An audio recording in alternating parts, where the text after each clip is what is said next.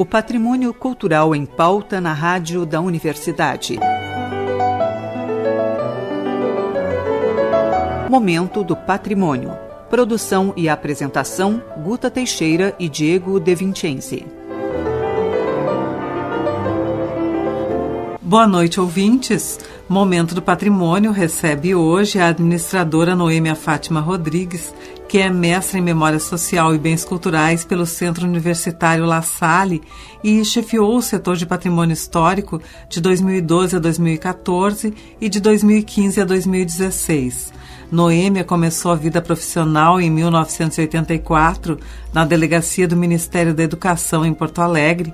Com o encerramento das atividades da instituição em 1999, foi redistribuída para a URGS, sendo convidada para trabalhar na Secretaria de Patrimônio Histórico, atual setor de Patrimônio Histórico. Membro da equipe que criou o projeto Resgate do Patrimônio Histórico Cultural da URGS, trabalhou 13 anos na captação de recursos do projeto e assumiu em outubro de 2012 a chefia do SPH, aposentando-se em outubro deste ano.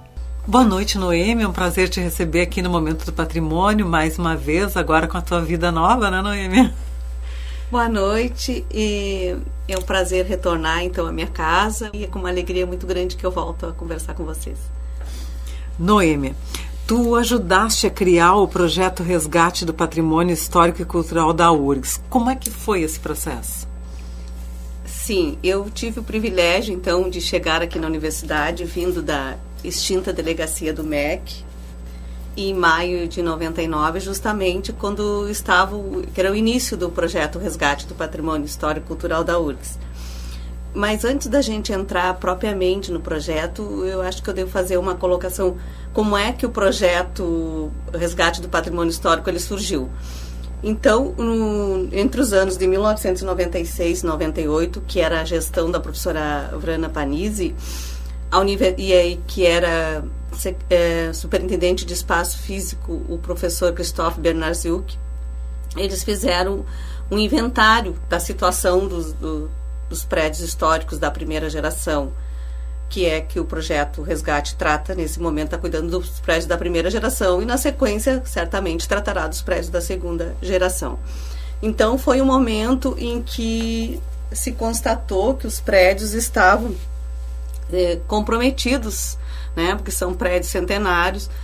Citando um exemplo, o prédio do Chateau, naquele período, estava interditado por medida de segurança, né?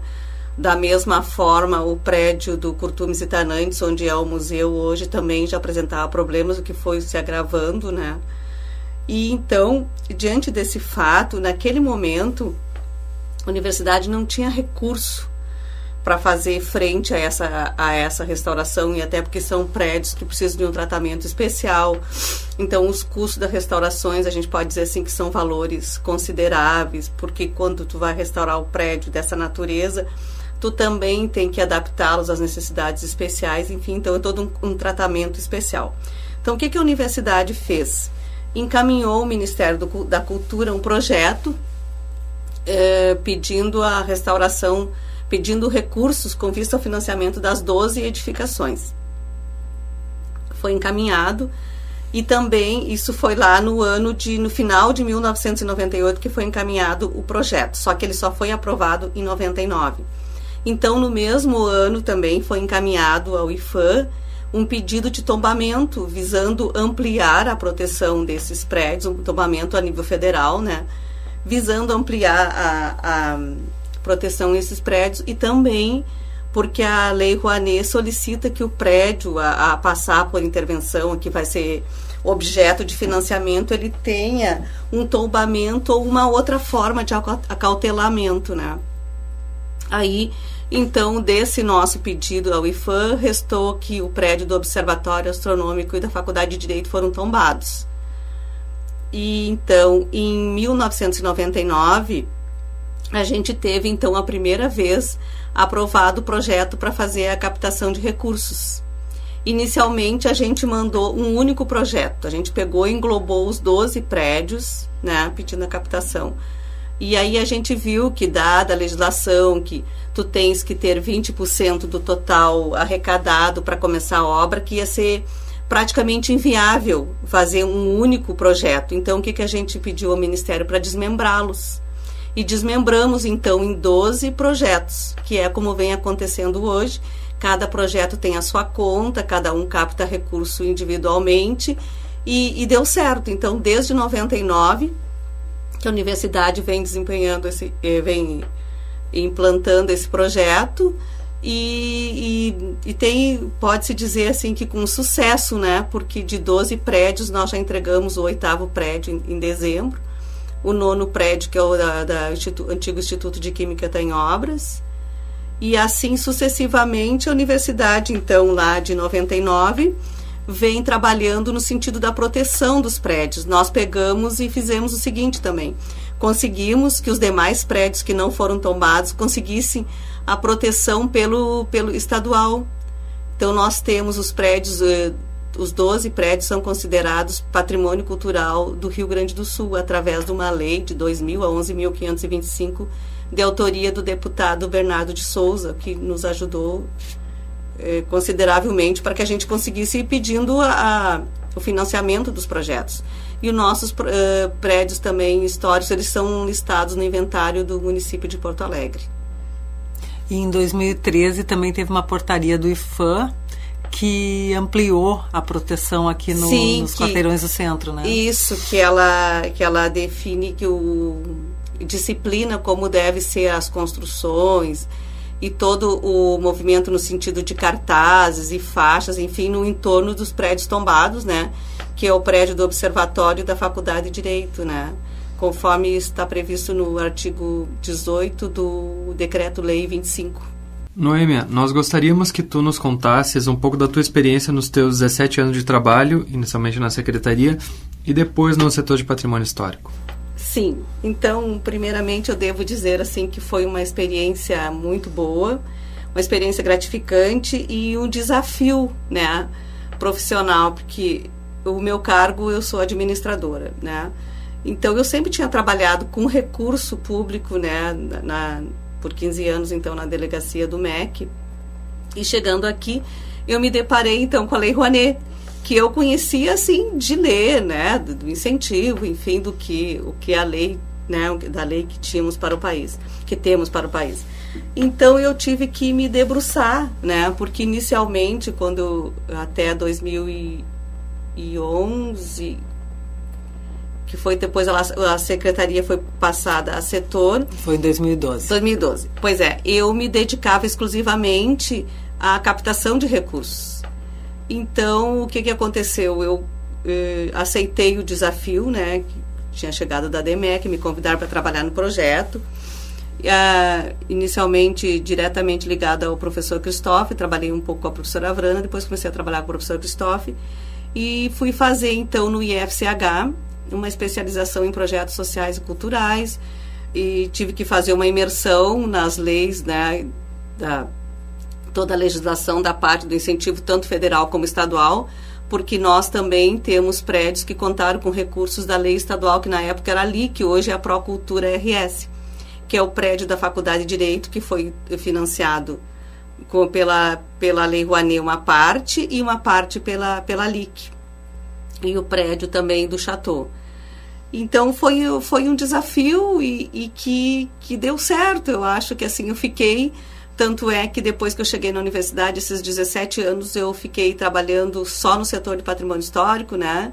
Secretaria, depois setor, e eu tive bastante oportunidade de conhecer a Lei Rouanet, e eu acho que o setor foi avançando, né? A gente foi abrindo leques no sentido da educação patrimonial e fomos nos solidificando, que hoje é um setor que está atuando muito bem na preservação do patrimônio cultural da universidade. E em 2012, então, tu foste convidada a ser a chefe do setor de patrimônio histórico, né? Exatamente. E daí, em 2012, eu fui convidada a ser a chefe, momento em que a secretaria passou a ser setor. Aí fiquei até final de 2013, 2014 eu saí para concluir o mestrado, 2015 retornei à chefia e agora em outubro de 2016 me aposentei. Certo. tu sempre trabalhasses à frente da captação de recursos. Mesmo como chefe, tu era a menina dos teus olhos, né? A captação, tu sempre dizias que a captação é o coração, né? Da Secretaria e do setor de patrimônio históricos. Como é que é o processo de captação? Sim, realmente é a menina dos meus olhos, né? Eu comecei trabalhando diretamente lá e mesmo como chefe, né? Eu sempre tive um olhar muito, muito forte sobre a captação. Claro que todos, né? A gente chama lá a gente criou mais ou menos agora no SPH núcleos, né? Que cuida do projeto, cuida da execução, da educação patrimonial, da comunicação, mas assim, a captação, o que ela propicia? Ela propicia a participação da sociedade, né? E aí o projeto começa a se tornar conhecido e tu vai trazendo mais pessoas e a gente consegue envolver as pessoas. Então a captação ela é fascinante por isso, né? E a gente pode fazer uma avaliação altamente positiva desse projeto, né? Porque a Lei Rouanet possibilitou que a universidade, né, conforme os resultados que eu te disse anteriormente, né, a gente conseguiu recuperar dos 12 prédios, 8, já entregamos totalmente restaurado, o 9º está em obras, fizemos a parte de acessibilidade no Instituto Parobé. Agora, esse ano de 2016, terminamos a captação da Capela de São Pedro, na Estação Experimental Agronômica. Então, é bom, é muito bom, é a menina dos olhos, realmente, mas eu devo registrar que é um processo ele é muito trabalhoso e de persistência, porque isso tu tem que estar constantemente em contato com os incentivadores. Hoje nós temos aqui, na universidade, 1.910 incentivadores, pessoas físicas, e 49 empresas. Essas pessoas físicas, a gente diz assim que eles são flutuantes, porque como a doação é espontânea, então um mês a pessoa dá, outro mês a pessoa não dá, e não contribui, né, porque está ligado ao valor que a pessoa pode abater do seu imposto de renda. Então, cada um tem um cálculo diferente, né? A pessoa faz o cálculo que ela pode destinar, que hoje para a pessoa física é 6% do imposto devido, né? Faz durante o exercício fiscal e faz o ajuste no final do exercício, quando da apresentação da prestação de contas. Eu tenho uma curiosidade para contar. Visando, então, incrementar a captação de recursos, nós conseguimos, acho que trabalhamos uns 5 anos, assim, até 2011, a gente implantou, junto com o Banco do Brasil, um sistema de cobrança e um sistema de débito em conta. Eu vou explicar como é que funcionava. A cobrança, nós emitíamos um boleto em nome da pessoa, com o CPF da pessoa, né, porque os depósitos eles têm que ser identificados por conta do imposto de renda, né, e da legislação que prevê isso. E a gente tinha, então, um cadastro de incentivadores que a gente mandava um boleto, saía a portaria de captação, a gente mandava até o final do ano um boleto com valor em aberto e o incentivador ia fazendo as suas doações. E a gente recebia o retorno dos pagamentos através do sistema que a gente tinha do gerenciador financeiro de cobrança. Então, saíam as razões, né? Por ali que se fazia o resíduo modelo mecenato, que também consta na lei que é obrigatório fazer, que tu emite em favor do incentivador para que ele possa usar esse documento e abater no seu imposto de renda. Então, isso a gente conseguiu trabalhar até 2011. Aí, em 2011, o Ministério disse que como a legislação era expressa, que tem que ser o depósito com o nome com o CPF, com o CNPJ, então a gente teve que reformular. Então, isso aí a gente sentiu lá em 2011 que houve uma certa diminuição um pouquinho da captação, porque as pessoas já estavam acostumadas a trabalhar assim. Mas a sistemática hoje, ela é bem fácil, é com depósito identificado, no site do projeto tem todas as informações, tá bem tranquilo. Só o que a gente chama atenção assim, ó, é que é depósito identificado, porque isso gera no final do exercício um DBF, que o Ministério da Cultura gera, que é mandado para a Receita Federal, para que as pessoas não caiam na malha, e que tem que ser assim mesmo, porque essa contribuição ela é oriunda de renúncia fiscal, e como recurso público tem que ter todo esse cuidado realmente. Então é um desafio a captação, e eu acho que a universidade conseguiu trabalhar bem nessa direção, nos números que a gente constata, né? Noêmia, é muito bom te receber aqui. A gente vai retomar a conversa na semana que vem, então. Boa noite. Boa noite. Momento do Patrimônio recebeu hoje a administradora Noêmia Fátima Rodrigues, que é mestre em Memória Social e Bens Culturais pelo Centro Universitário La Salle e chefiou o setor de Patrimônio Histórico de 2012 a 2014 e de 2015 a 2016. Noêmia começou a vida profissional em 1984 na delegacia do Ministério da Educação em Porto Alegre. Com o encerramento das atividades da instituição em 1999, foi redistribuída para a URGS, sendo convidada para trabalhar na Secretaria de Patrimônio Histórico, atual setor de Patrimônio Histórico. Membro da equipe que criou o projeto Resgate do Patrimônio Histórico e Cultural da URGS, trabalhou 13 anos na captação de recursos e assumiu em outubro de 2012 a chefia do SPH, aposentando-se em outubro deste ano. Este programa é uma realização do setor de patrimônio histórico da Superintendência de Infraestrutura da Universidade. O SPH coordena o projeto Resgate do Patrimônio Histórico e Cultural da URGS, que tem como objetivo a restauração do seu conjunto edificado e a sua adaptação à acessibilidade universal.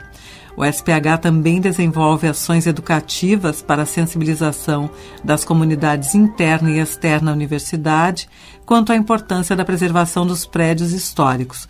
Fomenta também discussões vinculadas à área do patrimônio cultural em geral. Para mais informações, acesse nossa página www.urgs.br/patrimônio histórico ou entre em contato conosco pelo e-mail patrimôniohistórico@urgs.br. Momento do Patrimônio tem produção e apresentação de Guta Teixeira e Diego De Vincenzi, gravações e edição de Luiz Fogassi, mesa de áudio de Jefferson Gomes. Voltamos na próxima terça-feira às 20h30. Boa noite a todos e até lá.